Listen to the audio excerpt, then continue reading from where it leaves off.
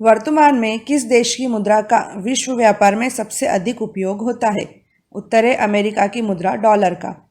अगला क्वेश्चन है, विश्व का सबसे बड़ा स्टॉक एक्सचेंज कौन सा है? उत्तर है न्यूयॉर्क स्टॉक एक्सचेंज। अगला क्वेश्चन है, देश का पहला तैरता हुआ ATM state bank of India ने किस स्थान पर प्रारंभ किया है? उत्तर है कोच्चि में।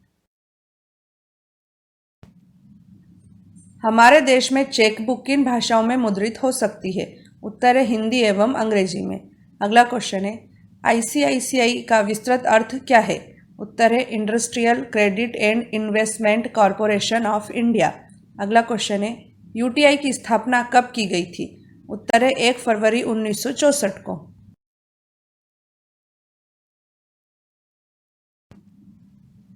बैंक ऑफ इंडिया का मुख्यालय कहाँ स्थित है? उत्तर है मुंबई में। अगला क्वेश्चन है, 1 जुलाई 1955 को किस बैंक का नाम बदलकर स्टेट बैंक ऑफ इंडिया रखा गया था? उत्तर है इंपीरियल बैंक ऑफ इंडिया। अगला क्वेश्चन है, भारतीय मूल के किस अमेरिकी अर्थशास्त्री को वर्ष 2019 का अर्थशास्त्र का नोबेल पुरस्कार दिया गया है? उत्तर है अभिजीत बैनर्जी को। रिजर्व बैंक ऑफ इंडिया की स्थापना किस वर्ष हुई थी? उत्तर है 1935 में। नेक्स्ट क्वेश्चन है, डेबिट कार्ड पर इक्विवेटेड मंथली इंस्टॉलमेंट अर्थात ईएमआई की सुविधा प्रदान करने वाला पहला भारतीय बैंक कौन सा है? इसका उत्तर है आईसीआईसीआई बैंक।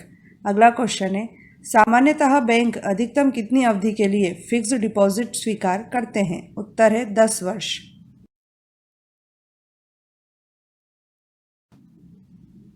भारतीय रिजर्व बैंक के पहले भारतीय गवर्नर कौन थे? उत्तर है चिंतामण द्वारकानाथ देशमुख। अगला क्वेश्चन है, राष्ट्रीय उपभोक्ता विवाद निवारण आयोग का मुख्यालय कहाँ स्थित है? उत्तर है दिल्ली में। नेक्स्ट क्वेश्चन है, ऐसी अर्थव्यवस्था जिसमें विदेशी व्यापार नहीं होता है किस प्रकार की अर्थव्यवस्था कहलाती है? उत्तर है बंद अर्थव्यवस्था। राज्य के राजकोषीय घाटे की वित्तीय व्यवस्था में सर्वाधिक अंश किसका होता है? उत्तर है केंद्रीय सरकार से प्राप्त ऋण का। अगला क्वेश्चन है, इंडिया ब्रांड इक्विटी फाउंडेशन की स्थापना कब की गई थी? उत्तर है 1996 में।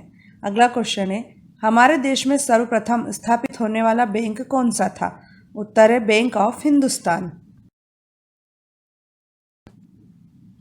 कौन सी एजेंसी भारत में क्रेडिट रेटिंग एजेंसियों और म्यूचुअल फंडों का विनिमय करती है? उत्तर है securities and exchange board of India अर्थात सेबी। अगला क्वेश्चन है, पेंशनधारियों के लिए आरंभ किए गए आधार पर आधारित डिजिटल लाइफ सर्टिफिकेट को क्या नाम दिया गया है?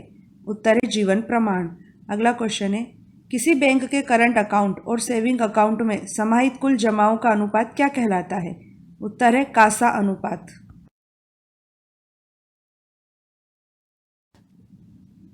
सार्वजनिक क्षेत्र के किस बैंक में न्यू बैंक ऑफ इंडिया का विलय हुआ है? उत्तर है पंजाब नेशनल बैंक। अगला क्वेश्चन है, सेंट्रल बैंक ऑफ इंडिया का मुख्यालय कहाँ स्थित है?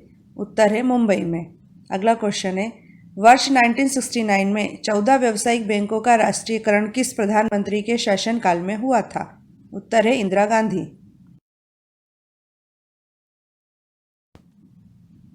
आर्थिक क्षेत्र में प्रयुक्त आईपीओ का विस्तृत अर्थ क्या है? उत्तर है इनिशियल पब्लिक ऑफरिंग। अगला क्वेश्चन है, हेरोड डोमर मॉडल पर भारत की कौन सी पंचवर्षीय योजना आधारित थी?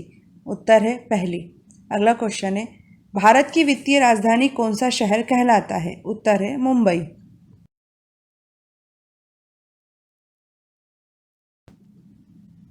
वर्ष 1999 में पारित फेमा का पूरा नाम क्या है? उत्तर है foreign exchange management act. Next question है, एक व्यक्ति एक बैंक की एक ही ब्रांच में कितने बचत खाते खोल सकता है? उत्तर है केवल एक। अगला क्वेश्चन है, economic and social commission for Asia and Pacific का मुख्यालय कहाँ है? उत्तर है बैंकॉक में। रेपो रेट और रिवर्स रेपो रेट कौन निर्धारित करता है? उत्तर है भारतीय रिजर्व बैंक। नेक्स्ट क्वेश्चन है, निजी क्षेत्र के किस बैंक ने सर्वप्रथम भारत में यह सुविधा उपलब्ध कराई है कि कोई भी उपभोक्ता बैंक को केवल एक मिस कॉल देकर राशि का स्थानांतरण करा सकता है? उत्तर है फेडरल बैंक। अगला क्वेश्चन है, भारत में वॉच बैंकिंग स्कीम प्रारंभ करने वाला पहला बैंक कौन सा है? उत्तर है HDFC बैंक। किस बैंक की स्थापना निर्यात को बढ़ावा देने तथा आयात पर देश की निर्भरता कम करने के लिए की गई है? उत्तर है एक्सिम बैंक। अगला क्वेश्चन है, देश का वह पहला राज्य कौन सा था जिसने राज्य स्तरीय मानव विकास रिपोर्ट जारी की थी? उत्तर है मध्य प्रदेश। अगला क्वेश्चन है, 1956 में स्थापित भारतीय जीवन बीमा निगम का हेडक्वार्टर किस शहर में स्थित है? उत्तर है मुंबई में। स्वतंत्र भारत में मुद्रा का अवमूल्यन प्रथम बार किस वर्ष किया गया था? उत्तर है 1949 में। अगला क्वेश्चन है, बिल्कुल नए सिरे से बजट तैयार करना किस प्रकार का बजट कहलाता है? उत्तर है शून्य आधारित बजट। अगला क्वेश्चन है, चेक जारी करने के बाद वह कितने महीने तक वैध रहता है? उत्तर है 3 माह तक। कौन सी संवैधानिक संस्था केंद्र तथा राज्यों के बीच राजस्व वितरण का कार्य करती है? उत्तर है वित्त आयोग। अगला क्वेश्चन है, भारत में पहला ATM किस वर्ष स्थापित हुआ था? उत्तर है 1987 में। अगला क्वेश्चन है, किस पंचवर्षीय योजना में मानव पूंजी के महत्व पर विशेष जोर दिया गया था? उत्तर है 7वीं पंचवर्षीय योजना। द्वितीय पंचवर्षीय योजना, जिसमें समाज के समाजवादी प्रतिरूप की स्थापना की आकांक्षा थी, किस अन्य नाम से भी जानी जाती है? उत्तर है महालन 20 योजना। अगला क्वेश्चन है, भारत में विदेशी मुद्रा पर किसका नियंत्रण है? उत्तर है रिजर्व बैंक ऑफ इंडिया का। अगला क्वेश्चन है, भारत में लीड बैंक योजना कब प्रारंभ की गई थी? उत्तर है 1969 में।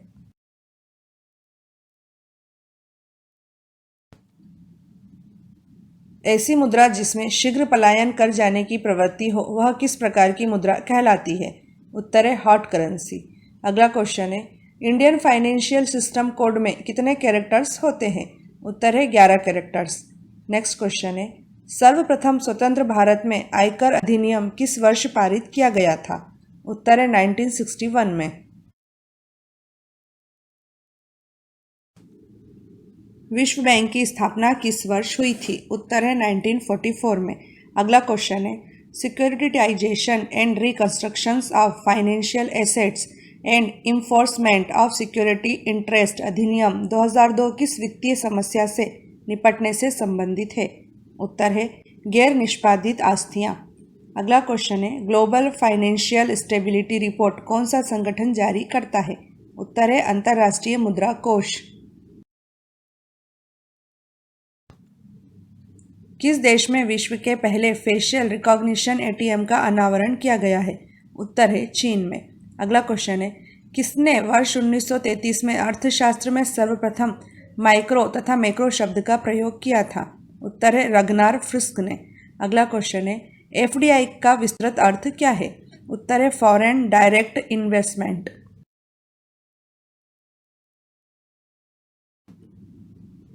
किस भारतीय व्यावसायिक निजी क्षेत्र के बैंक ने देश में सर्वप्रथम चलती फिरती ATM सेवा प्रारंभ की थी? उत्तर है ICICI बैंक ने। अगला क्वेश्चन है, वर्ल्ड डेवलपमेंट रिपोर्ट किसका वार्षिक प्रकाशन है? उत्तर है वर्ल्ड बैंक का। अगला क्वेश्चन है, भारत अंतर्राष्ट्रीय मुद्रा कोष का सदस्य किस वर्ष बना था? उत्तर है वर्ष 1945 में।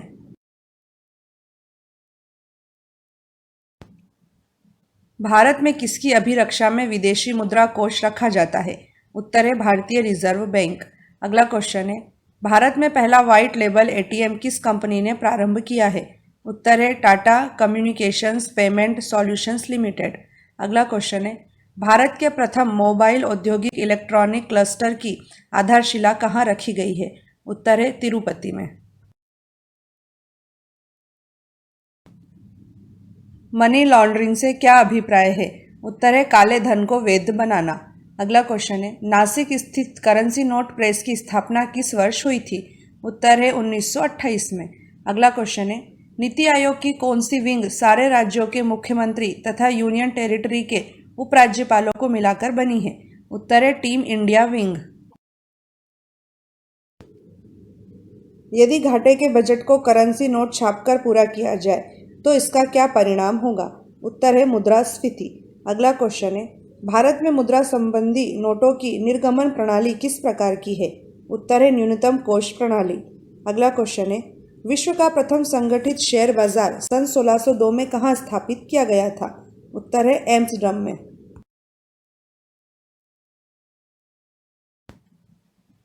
भारत में सहकारी बैंकों का गठन कितने स्तरों वाला है? उत्तर है 3 स्तरों वाला। अगला क्वेश्चन है, वॉल स्ट्रीट का संबंध किस स्टॉक एक्सचेंज से है? उत्तर है न्यूयॉर्क स्टॉक एक्सचेंज। अगला क्वेश्चन है, भारतीय बीमा नियामक और विकास प्राधिकरण की स्थापना किस समिति की सिफारिश पर की गई थी? उत्तर है आर.एन. मल्होत्रा समिति। बैंक दर एवं खुले बाजार की कार्यवाही किससे संबंधित है? उत्तर है मौद्रिक नीति से। अगला क्वेश्चन है, न्यू डेवलपमेंट बैंक अर्थात ब्रिक्स बैंक का मुख्यालय कहाँ स्थित है? उत्तर है शंघाई में। अगला क्वेश्चन है, एशियाई विकास बैंक का मुख्यालय कहाँ स्थित है? उत्तर है मनीला में।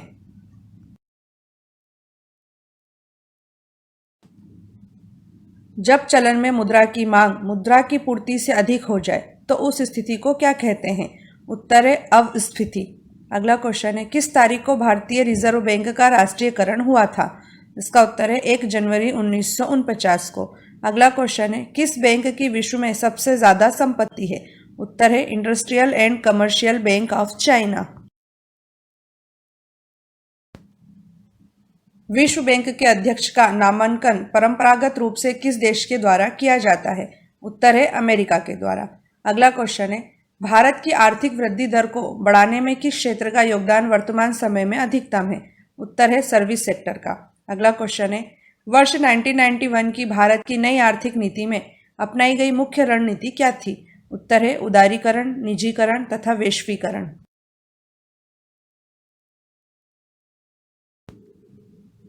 देश में पहली बार किस बैंक ने वायस पासवर्ड सेवा शुरू की है? उत्तर है आईसीआईसीआई बैंक ने। अगला क्वेश्चन है, शेयरों को इलेक्ट्रॉनिक रूप से जिस अकाउंट में रखा जाता है उसे किस नाम से जाना जाता है? उत्तर है डीमैट अकाउंट। अगला क्वेश्चन है, भारत के सभी एटीएम को कौन जोड़ता है? उत्तर है भारतीय राष्ट्रीय भुगतान निगम।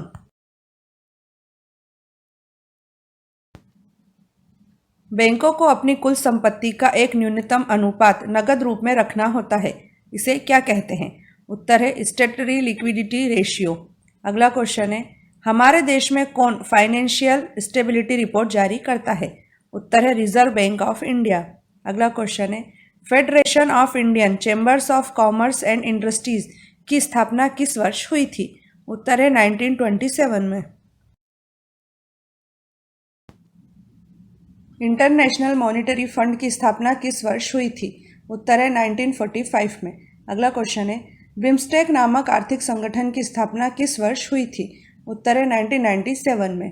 अगला क्वेश्चन है, विश्व व्यापार के प्रमुख प्रहरी की भूमिका निभाने वाले विश्व व्यापार संगठन की स्थापना कब हुई थी? उत्तर है 1995 में। वह मुद्रा जिसकी आपूर्ति मांग की अपेक्षा अधिक हो क्या कहलाती है? उत्तर है सॉफ्ट करेंसी। अगला क्वेश्चन है, किस नीति से बैंक दर संबंधित है? उत्तर है मौद्रिक नीति से। अगला क्वेश्चन है, वर्ष 1998 का अर्थशास्त्र का नोबेल पुरस्कार किस भारतीय अर्थशास्त्री को दिया गया है? उत्तर है अमर्त्य सेन को। भारतीय बैंकों की विदेशों में शाखाएं किस देश में सर्वाधिक हैं? उत्तर है ब्रिटेन में। अगला क्वेश्चन है, 1920 में प्रथम भूमि विकास बैंक की स्थापना किस राज्य में हुई थी? उत्तर है पंजाब में। अगला क्वेश्चन है, सार्वजनिक क्षेत्र के बैंकों में कौन सा बैंक सबसे बड़ा है? उत्तर है भारतीय state bank.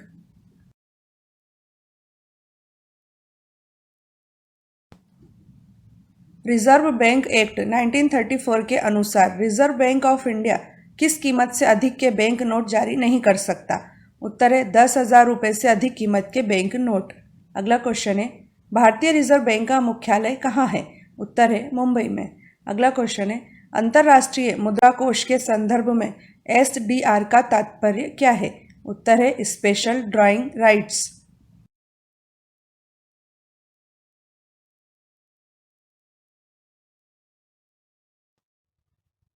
Make in India अभियान किस तारीख से प्रारंभ किया गया है? इसका उत्तर है 25 सितंबर 2014 से। भारत के प्रधानमंत्री नरेंद्र मोदी ने देश में मैन्युफैक्चरिंग सेक्टर को बढ़ावा देने के उद्देश्य से 25 सितंबर 2014 को मेक इन इंडिया अभियान का शुभारंभ किया। इस अभियान का प्रमुख उद्देश्य देश की अर्थव्यवस्था को प्रभावित करने वाले विनिर्माण के 25 क्षेत्रों में बदलाव लाना है, ताकि रोजगार में वृद्धि हो तथा बेरोजगारी को दूर किया जा सके। गौरतलब है कि मेक इन इंडिया अभियान ने देश विदेश के निवेशकों के लिए भारत में व्यापार के द्वार खोल दिए हैं।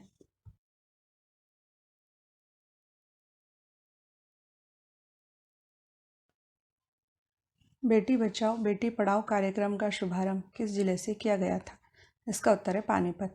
भारत के प्रधानमंत्री नरेंद्र मोदी ने 22 जनवरी 2015 को हरियाणा के पानीपत जिले से बेटी बचाओ बेटी पढ़ाओ कार्यक्रम का शुभारंभ किया था। यह कार्यक्रम बालिकाओं को जीवित रखने, सुरक्षित रखने, शिक्षित बनाने एवं सशक्त बनाने के लिए समन्वित एवं केंद्रीकृत प्रयास सुनिश्चित करने हेतु शुरू किया गया है। इसे एक राष्ट्रीय अभियान के रूप में सभी राज्यों एवं केंद्र शासित प्रदेशों में क्रियान्वित किया जा रहा है। लैंगिक भेदभाव के कारण बालिकाओं की हत्या रोकना, बालिकाओं का जीवन एवं सुरक्षा सुनिश्चित करना, बालिकाओं की शिक्षा व सहभागिता सुनिश्चित करना इस कार्यक्रम के मूल उद्देश्य हैं।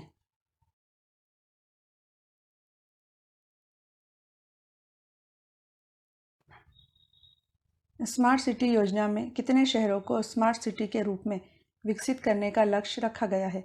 इसका उत्तर है 100 शहरों को।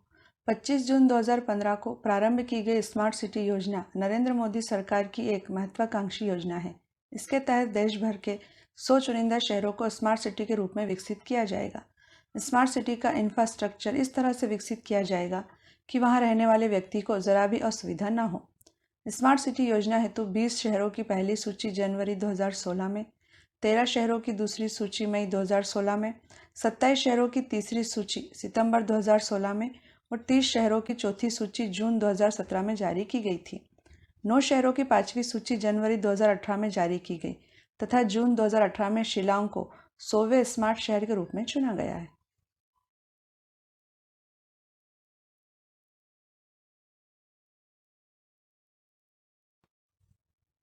आयुष्मान भारत योजना में कितने रुपए का स्वास्थ्य बीमा उपलब्ध कराया जा रहा है?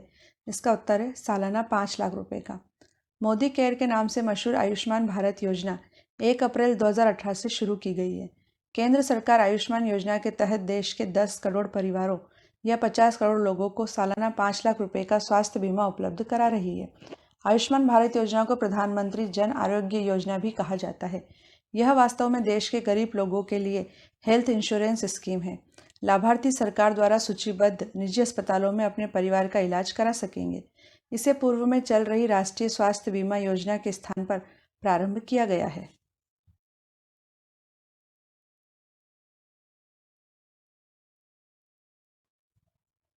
स्वच्छ भारत अभियान किस तारीख से प्रारंभ हुआ है?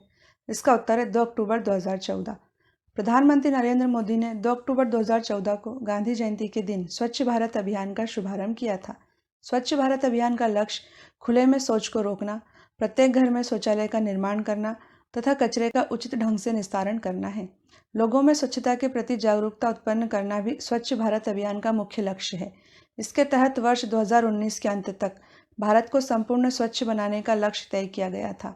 2 अक्टूबर 2019 को प्रधानमंत्री नरेंद्र मोदी ने भारत को खुले में शौच से मुक्त अर्थात ODF घोषित कर दिया है।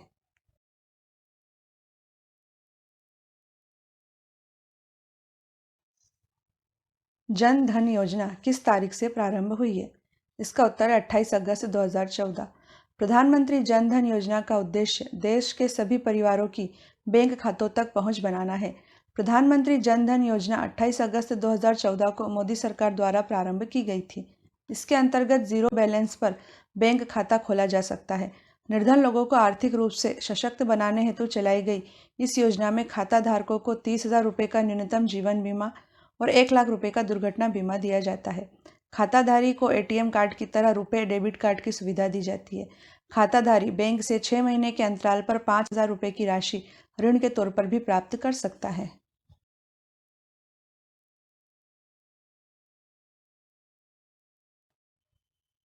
नमामि गंगे कार्यक्रम किस तारीख को प्रारंभ हुआ है?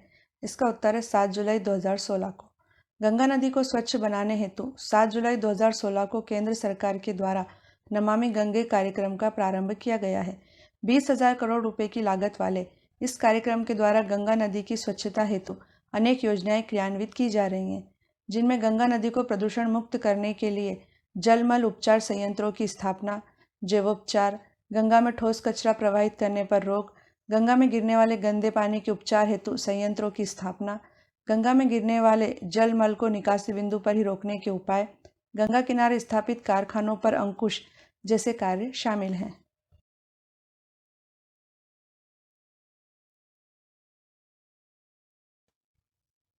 डिजिटल इंडिया मिशन कब शुरू किया गया था? इसका उत्तर है 2 जुलाई 2015 को। सभी सरकारी सेवाएं जन सामान्य को इलेक्ट्रॉनिक तरीके से मुहैया कराने हेतु सरकारी कामकाज का डिजिटलीकरण करने के उद्देश्य से 2 जुलाई 2015 को डिजिटल इंडिया मिशन की शुरुआत की गई थी। मिशन के तहत भारत को डिजिटल बनाने हेतु विशेष ध्यान दिया जा रहा है। 1 लाख करोड़ रुपए की लागत वाले इस मिशन के 2020 तक पूरे होने का लक्ष्य रखा गया है। यह देश का एक सफल मिशन है और डिजिटल साक्षरता तथा विभिन्न कार्यक्रमों के माध्यम से तेजी के साथ अपने लक्ष्य की ओर बढ़ रहा है।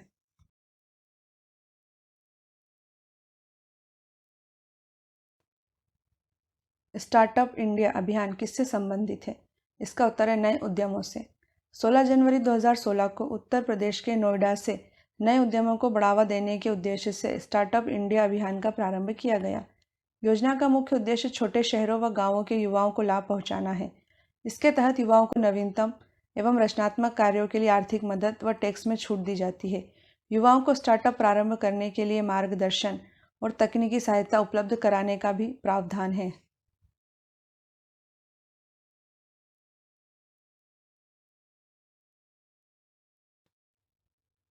स्टैंड अप इंडिया अभियान किससे संबंधित है? इसका उत्तर है उद्यमशीलता को प्रोत्साहन। उत्तर प्रदेश के नोएडा से 5 अप्रैल 2016 को प्रधानमंत्री नरेंद्र मोदी ने स्टैंड अप इंडिया अभियान की शुरुआत की। इस योजना का लक्ष्य ऋण देकर वंचितों और दलितों को उद्यमशीलता हेतु प्रोत्साहित करके मुख्य धारा में लाना है। केंद्र सरकार की इस योजना के अंतर्गत 10 लाख रुपए से 1 करोड़ रुपए तक का ऋण अनुसूचित जाति, अनुसूचित जनजाति और महिलाओं को प्रदान किया जाता है।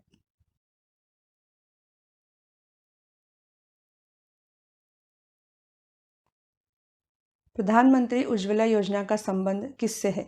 इसका उत्तर है एलपीजी कनेक्शन से। नरेंद्र मोदी के द्वारा प्रधानमंत्री उज्ज्वला योजना 1 मई 2016 को उत्तर प्रदेश के बलिया जिले से आरंभ की गई। इस योजना का लक्ष्य गरीबी रेखा से नीचे जीवन यापन करने वाले 5 करोड़ लोगों को रसोई गैस कनेक्शन प्रदान करना था।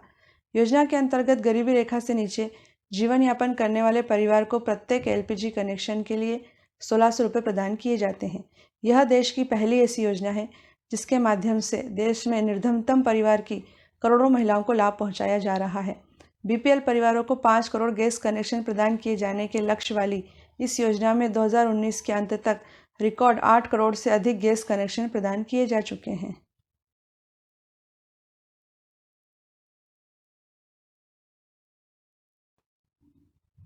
उज्ज्वला प्लस योजना क्या है?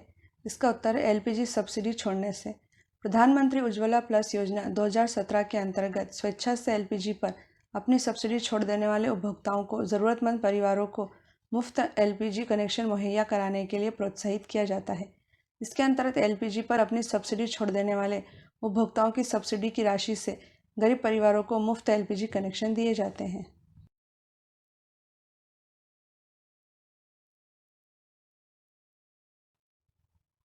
उजाला योजना में कार्बन उत्सर्जन में कितने प्रतिशत कमी लाने का लक्ष्य रखा गया है? इसका उत्तर है 30 से 31%। उजाला अर्थात उन्नत Jyotibai affordable LED for all योजना ऊर्जा बचत तथा कार्बन उत्सर्जन में 30 से 31% कमी करने हेतु नरेंद्र मोदी ने 1 मई 2015 को प्रारंभ की। इस योजना के अंतर्गत बिजली की बचत हेतु कम मूल्य पर एलईडी बल्ब दिए जाते हैं। उजाला योजना ने ऊर्जा की बचत करने वाली लाइटिंग के बारे में जागरूकता उत्पन्न करने में महत्वपूर्ण भूमिका अदा की है।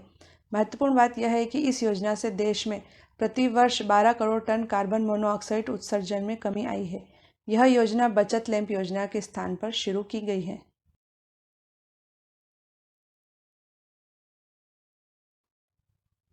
दीनदयाल उपाध्याय अंत्योदय योजना का मुख्य उद्देश्य क्या है? इसका उत्तर है कौशल विकास। 25 सितंबर 2014 को प्रारंभ की गई दीनदयाल उपाध्याय अंत्योदय योजना का उद्देश्य कौशल विकास और अन्य उपायों के माध्यम से आजीविका के अवसरों में वृद्धि कर शहरी और ग्रामीण गरीबी को कम करना है। योजना के मुख्य बिंदु हैं प्रत्येक शहरी निर्धन व्यक्ति पर 15,000 से 18,000 रुपये खर्च कर उसे कौशल सिखाना। व्यक्तिगत परियोजना के लिए 2 लाख रुपए की तथा समूह उद्यमों के लिए 10 लाख रुपए की ब्याज सब्सिडी के साथ उद्यमों की स्थापना के माध्यम से स्वरोजगार को बढ़ावा देना। सभी के लिए आवास, सभी के द्वार पर ही सुरक्षित पेयजल, क्षेत्र के अनुरूप सिंचाई की सुविधाएं, सभी मौसमों में चालू रहने वाली सड़कों के माध्यम से नज़दीकी शहरों से संपर्क, बिजली की उपलब्धता, शहरी विकास की निरंतरता के लिए ठोस संस्थागत प्रणाली, आदिवासी सांस्कृतिक धरोहर का संवर्धन एवं संरक्षण तथा आदिवासी क्षेत्रों में खेलों को बढ़ावा देना है।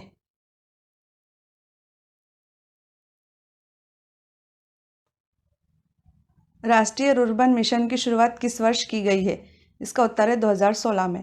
भारत के प्रधानमंत्री नरेंद्र मोदी ने 21 फरवरी 2016 को छत्तीसगढ़ के राजनांदगांव जिले के कुरुभात गांव से राष्ट्रीय रुर्बन मिशन का शुभारंभ किया था। राष्ट्रीय रुर्बन मिशन के तहत ग्रामीण क्षेत्रों में आधारभूत सेवाओं में वृद्धि तथा सुविधाएं प्रदान कर गांवों का विकास करना है।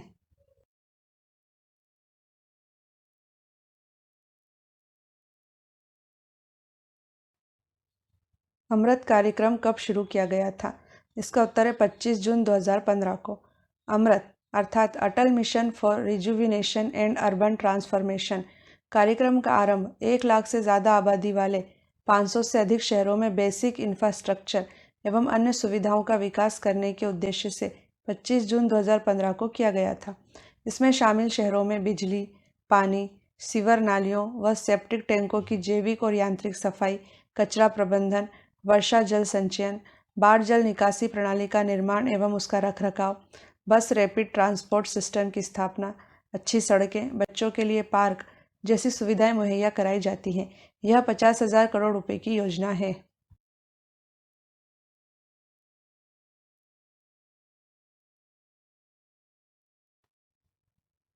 सुगम्य भारत अभियान किसके लिए शुरू किया गया है? इसका उत्तर है विकलांगों के लिए।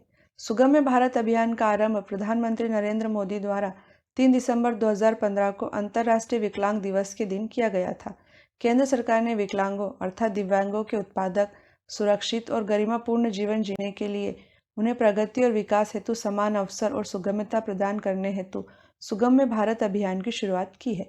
सुगम्य भारत अभियान विकलांगों के लिए सभी प्रकार की सुगम्यता प्रदान करने हेतु और 3 स्तंभों निर्माण परिवेश, सार्वजनिक परिवार तथा सूचना एवं संचार प्रौद्योगिकियों पर जोर देते हुए एक सक्षम और बाधा मुक्त वातावरण बनाने हेतु एक राष्ट्रव्यापी अभियान है।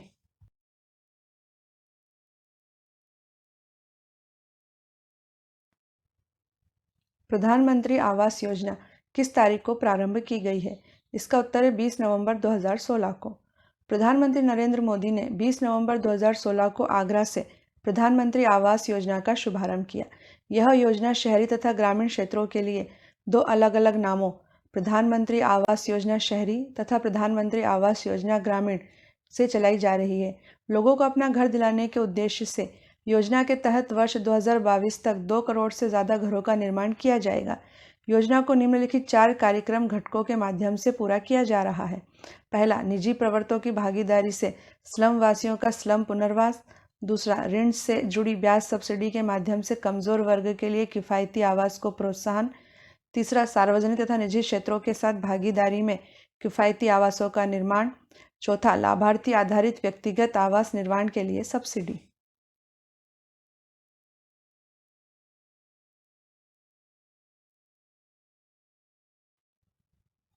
प्रधानमंत्री मुद्रा योजना का संबंध किससे है? इसका उत्तर है बैंक ऋण।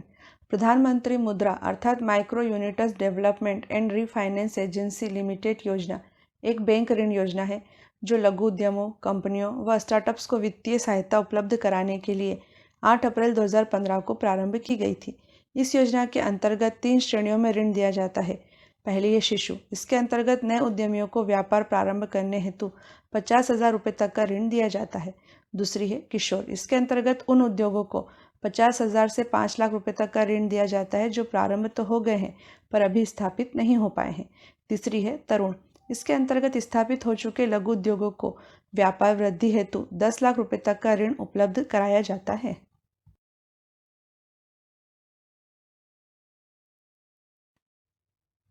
सुकन्या समृद्धि योजना के तहत किस आयु तक की बालिका का खाता खुलवाया जा सकता है?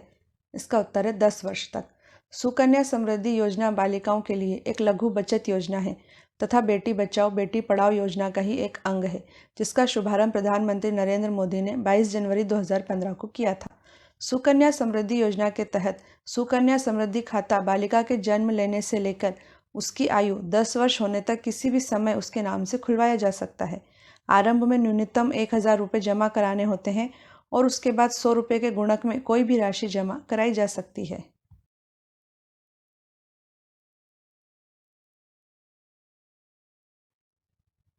नई मंजिल योजना का संबंध किससे है? इसका उत्तर है औपचारिक शिक्षा कौशल प्रशिक्षण। नई मंजिल योजना बीच में ही पढ़ाई छोड़ चुके अथवा मदरसों जैसे सामुदायिक शिक्षा संस्थानों में पढ़े 17 से 35 वर्ष के अल्पसंख्यक युवाओं को कक्षा 8वीं या 10वीं तक औपचारिक शिक्षा तथा प्रमाण पत्र के साथ कौशल प्रशिक्षण देने के उद्देश्य से प्रारंभ की गई है, ताकि वे बेहतर रोजगार प्राप्त करने के योग्य हो जाएं और बेहतर जीवन जी सकें। इस योजना में कम से कम 30% सीटें अल्पसंख्यक लड़कियों के लिए रखी गई हैं। इसमें 9 से 12 महीने का गैर आवासीय कार्यक्रम भी है, जिसमें उनकी शिक्षा के लिए तथा लाभकारी रोजगार प्राप्त करने के लिए किसी कौशल का प्रशिक्षण दिया जाता है।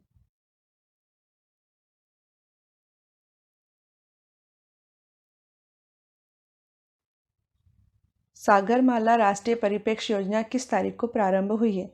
इसका उत्तर है 14 अप्रैल 2016 को। 14 अप्रैल 2016 को प्रधानमंत्री नरेंद्र मोदी ने सामुद्रिक भारत सम्मेलन के शुभारंभ के अवसर पर सागरमाला राष्ट्रीय परिप्रेक्ष्य योजना प्रारंभ की। सागरमाला सरकार का एक प्रमुख कार्यक्रम है, जिसका उद्देश्य देश में बंदरगाहों की अगुवाई में विकास को गति प्रदान करना है। इस कार्यक्रम से लॉजिस्टिक्स लागत में लगभग 35,000 करोड़ रुपए की वार्षिक बचत हो सकती है। साथ ही वर्ष 2025 तक भारत का व्यापारिक निर्यात बढ़कर 110 अरब डॉलर तक होने की संभावना है। इस योजना के माध्यम से लगभग 1 करोड़ नए रोजगार अवसर पैदा होने का अनुमान है।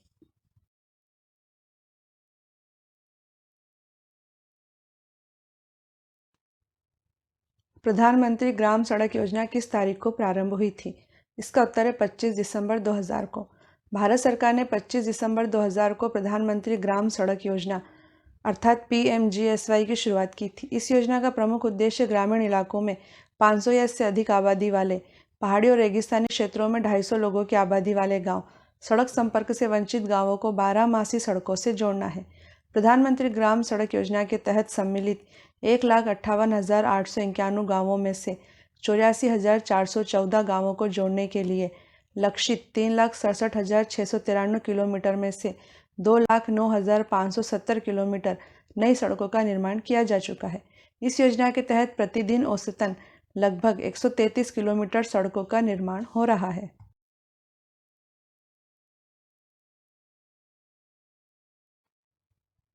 ई नाम योजना किससे संबंधित है?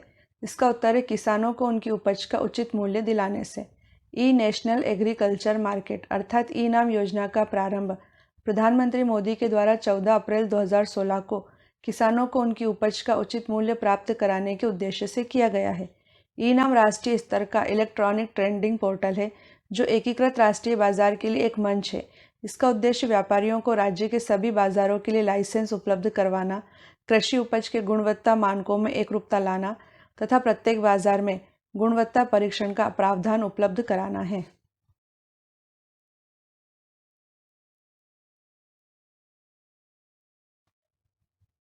उड़ान योजना का संबंध किससे है? इसका उत्तर है सस्ती हवाई सेवा। उड़ान यानी उड़े देश का आम नागरिक योजना देश के आम नागरिकों को सस्ते में हवाई सफ़र कराने के मकसद से शुरू की गई है। इस योजना के तहत छोटे शहरों को हवाई सेवाओं से जोड़ा जाएगा। पहली सेवा शिमला और दिल्ली के बीच प्रारंभ की गई थी, जिसका शुभारंभ 27 अप्रैल 2017 को प्रधानमंत्री नरेंद्र मोदी ने शिमला के जुव्वर हट्टी हवाई अड्डे से किया था।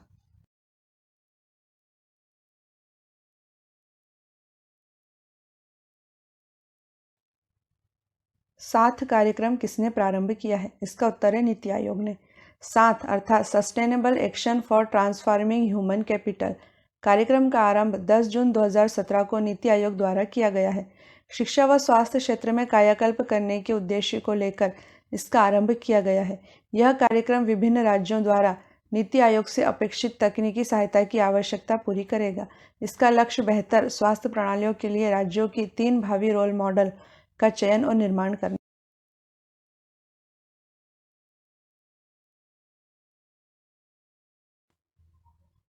सेतु भारतम परियोजना का संबंध किससे है? इसका उत्तर है राजमार्गों को रेलवे क्रॉसिंग से मुक्त बनाना। सेतु भारतम परियोजना राष्ट्रीय राजमार्गों को रेलवे क्रॉसिंग से मुक्त बनाने के उद्देश्य से 4 मार्च 2016 से प्रारंभ की गई है। इसका लक्ष्य सभी राष्ट्रीय राजमार्गों को रेलवे क्रॉसिंग से मुक्त बनाना है ताकि उन पर आवाजाही सुगम हो सके। इस परियोजना के तहत 20,800 करोड़ रुपए की लागत से 208 रेलवे ओवरब्रिज तथा रेलवे अंडरब्रिज का निर्माण किया जाएगा। साथ ही लगभग 1500 पुराने और खस्ताहाल पुलों को लगभग 30,000 करोड़ रुपए की लागत से चरणबद्ध तरीके से मजबूत बनाकर सुधारा जाएगा।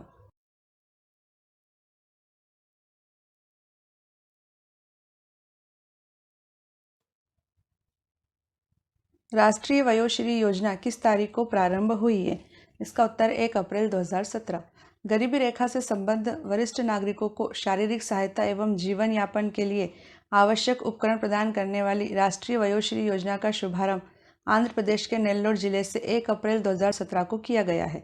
इस योजना के अंतर्गत वरिष्ठ नागरिकों के जीवन यापन के लिए आवश्यक उपकरणों को शिविरों के माध्यम से वितरित किया जाएगा। 484 करोड़ रुपए की इस योजना से देश के 260 जिलों के गरीबी रेखा वाले 5,56,000 वरिष्ठ नागरिकों को लाभ मिलेगा।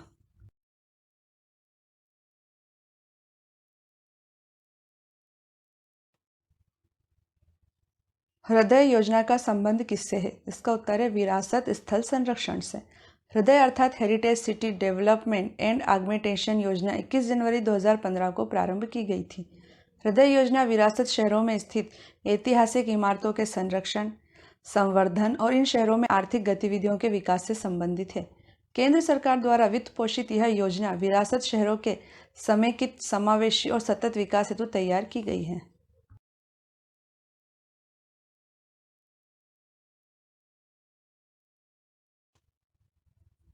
समग्र शिक्षा अभियान कार्यक्रम कब शुरू किया गया था?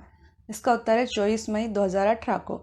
24 मई 2018 को आरंभ किए गए समग्र शिक्षा अभियान कार्यक्रम के माध्यम से स्कूली शिक्षा को गुणवत्तापूर्ण बनाने पर जोर दिया जा रहा है। योजना के तहत शिक्षा में तकनीकी प्रयोग बढ़ाकर विद्यार्थियों और शिक्षकों को अधिक सशक्त बनाया जाएगा। योजना में बालिका शिक्षा पर फोकस किया गया है। इस अभियान में पूर्व में चल रही 3 योजनाओं सर्व शिक्षा अभियान, राष्ट्रीय माध्यमिक शिक्षा अभियान और समग्र शिक्षा अभियान को समाहित कर दिया गया है। इसका उद्देश्य बच्चों को गुणवत्तापूर्ण शिक्षा प्रदान करने के साथ उन्हें समग्र रूप से विकास की ओर अग्रसर करना है।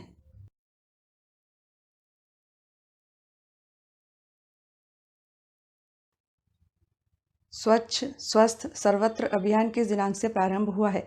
इसका उत्तर है 29 दिसंबर 2016। स्वच्छ स्वस्थ सर्वत्र अभियान का प्रारंभ केंद्र सरकार के स्वास्थ्य एवं परिवार कल्याण मंत्रालय तथा पेयजल एवं स्वच्छता मंत्रालय द्वारा 29 दिसंबर 2016 को किया गया था। इस अभियान के माध्यम से स्वच्छ भारत से एक कदम आगे स्वस्थ भारत के निर्माण पर जोर दिया जा रहा है।